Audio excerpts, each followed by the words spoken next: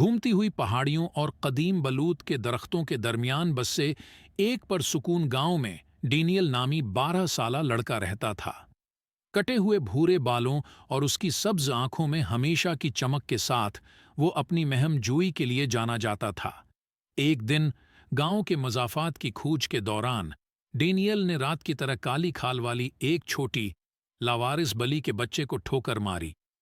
बली के बच्चे के मद्दाई म्यूज का मुकाबला करने से कासिर डेनियल ने उसे पकड़ लिया और उसे घर ले जाने का फैसला किया।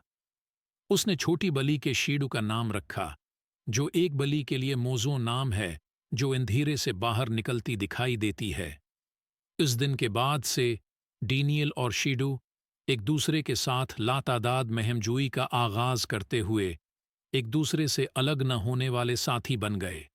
पहला मंजर गांव के चौक में खुलता है, जहां डेनियल ने सबसे पहले कोबलस्टोन गलियों के दरमियान साए को देखा।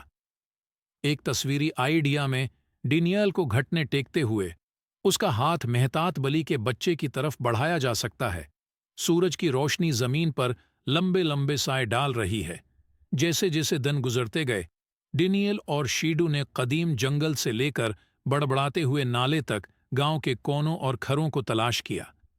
एक दिलकश तस्वीरी आइडिया डेनियल और शीडू को पानी के किनारे बैठे हुए दिखाया जा सकता है।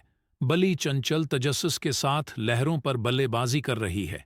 कहानी के अरूज में एक तूफान गांव में फैल गया और डेनियल ने अपने घर की आरामदेह गर्मी में एक खौफजदा साए को तसली देते हुए पाया। एक तस्वीर इन दोनों को एक साथ लपेटे हुए ले सकती है। एक चमकती हुई मोमबत्ती उनके चेहरों पर एक गर्म चमक डाल रही है जब बारिश खिड़की के खिलाफ हो रही है। कहानी गांव के ऊपर एक पुरस्कून गरूब आफताब के साथ इख्तिताम पज़ीर होती है, जहां डेनियल और शीडू खामोश सोहबत का एक लम्हा बांटते हैं। आखिरी मंजर के लिए एक तस्वीरी आइडिया एक पहाड़ी पर बैठे हुए जोड़ी को दिखा सकता है। धुंधला हुआ सूरज की रोशनी लंबे लंबे साए डाल रही है जब वो ईद विदाई दिन देखते हैं। एक लड़के और उसकी बली की ये दिल दहला देने वाली कहानी दोस्ती के जादू और गैर मुतवक्का सोहबत में पाई जाने वाली खुशी को अपनी गिरफ्त में ले लेती है। जैसा कि आपको ये कहानी पसंद है, बुराह करम लाइक और सब्सक्राइब करें।